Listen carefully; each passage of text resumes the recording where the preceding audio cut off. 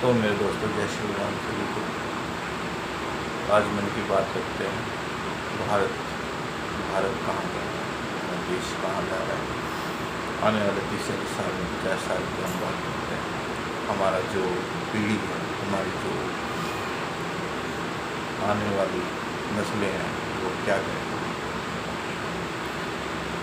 हमारी आने वाली नस्लें गुलाम होंगी, तय है इसका। कैसे तय है? अभी इस बात से तय है, आप खुद देख लो। आज हमारी जीडीपी कहाँ है, हमारी करेंसी कहाँ है, हमारा रुपया कहाँ है।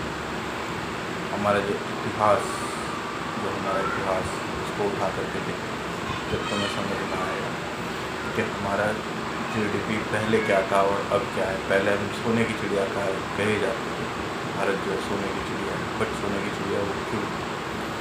क्योंकि हमारे पास सोना भरमार, ज्ञान की भरमार, हमारे पास जो भी है था अपना पर्याप्त था।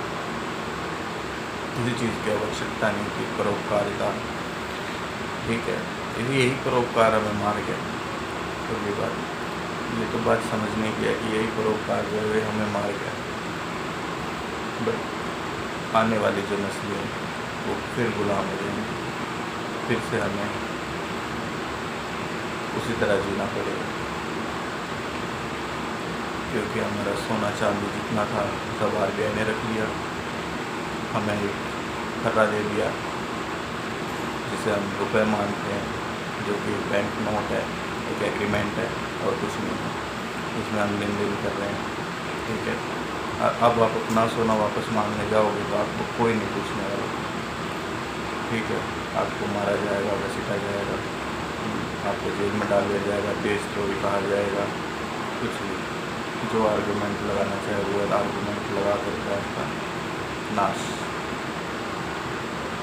तो समझ लो, आप खुद समझदार बनो, नोट को ख़त्म ही मत करो। ठीक है, क्योंकि डिजिटल वर्ल्ड में सब कुछ डिजिटल हो जाएगा। आपकी करेंसी डिजिटल कर दी जाएगी, डिजिट के माध्यम से लेन देन होगा।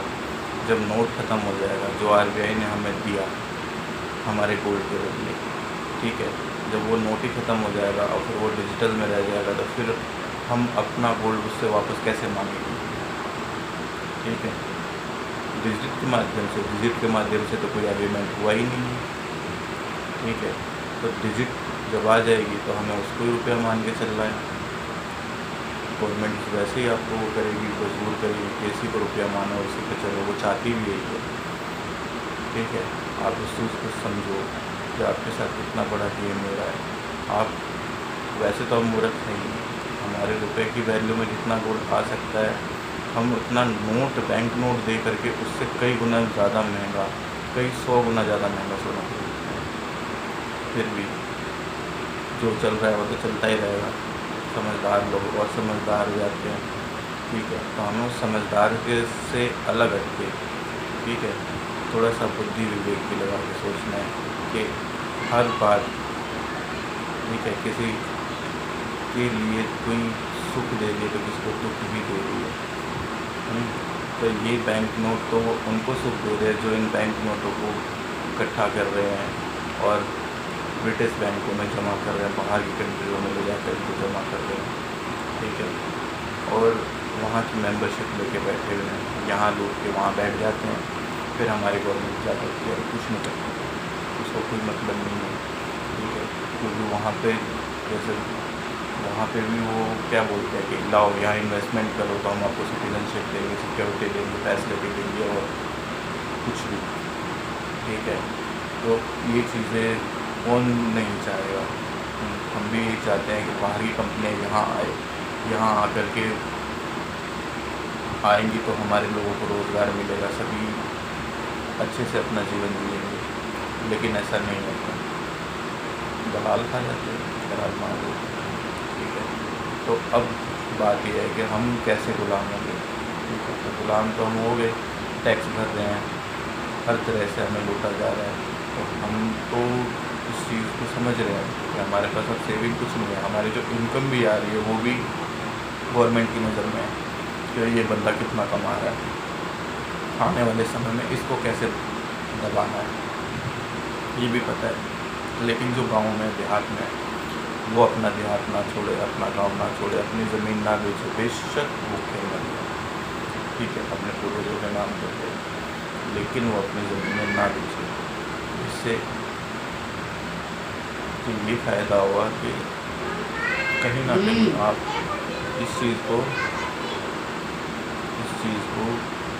कम कर पाओगे, ठीक है, कई हद तक आप रोक पाओगे। नहीं तो जैसे जैसे शहर बनेंगे, जैसे जैसे फ्लैट्स बनेंगे, तो 700-800 गाँव आदमी परिवार का एक गांव, ठीक है, मात्र 20-30 बीघे में निपटा दिया जाएगा। 20-30 बीघों में ही बना करके फ्लैट आपको उसी में सेट कर देंगे। फिर वहाँ ना आपको रहना है, रहने की सुविधा नहीं, ठीक है। फिर वो धीरे धीरे आपको मोनेटाइज करेंगे और आपको लेके आएंगे अपने नियम कानूनों पर। जैसे मैं देखता हूँ कि अब एक फ्लैट है तो एक ही गाड़ी अंदर जाएगी, ठीक है, उसको सोसाइटी बना करके उस सोसाइटी के अंदर भाई ऐसे रहना है वैसे रहना है, आपको कंट्रोल करने की कोशिश की जाएगी। बट ये चीज़ें जो है समझने की हैं, ठीक है। अब हम गुलाम हो गए हैं तो अब लूटा किसको जाएगा? फिर जब हम गुलाम हो जाएंगे तो लूटा उनको जाएगा, मंदिरों, संस्थानों को, ठीक है, और जितने तीर्थ धाम हैं उनको लूटा जाएगा, ठीक है। जितने देवी बैठे हुए हैं आश्रम चला रहे हैं, मिलियन के आश्रम बनाए बैठे हैं, ठीक है, और नए नए आश्रम बनाए जा रहे हैं, तो इनको ही लूटा जाएगा। इतिहास गवाह है, अंग्रेज़ जब आए, वो जब मुसलमान आए, अंग्रेज़ आए, ठीक है, जो भी बाहर से आए, मुगलिया सल्तनत हुई, हमारे लूटने वाले जो भी आए, उन्होंने मंदिर मस्जिदों को ही लूटा है, मंदिरों को ही लूटा है, तीर्थ धामों को ही लूटा है, ठीक है। और जो भी इनके पास जितना धन था वो सब लूट करके ले गए, ठीक है। और तो समझने की बात है यही कि पहले इन्हें लूटा जाएगा, तो इन्हें अपना धन देश कल्याण के लिए, जनहित के लिए यूज़ करना चाहिए, ठीक है। तो जनहित का मतलब ये नहीं है कि आप ज्ञान का प्रचार कर रहे हो, आप भक्ति का प्रचार कर रहे हो, आप गुरु का प्रचार कर रहे हो, ये अच्छी बात है, ठीक है। अपने गुरु का प्रचार करना, ज्ञान का प्रचार करना अच्छी बात है, गुरु भक्ति में लीन रहना बहुत अच्छी बात है। लेकिन आप इस बीच में उसी शास्त्र वेद पुराणों में, ठीक है, उसमें भी ये चीज़ें लिखी हुई हैं कि आपका राष्ट्र का किसमें हित है, आपको अपने राष्ट्र को कैसे समृद्ध बनाना है, ठीक है, किस तरह के लोग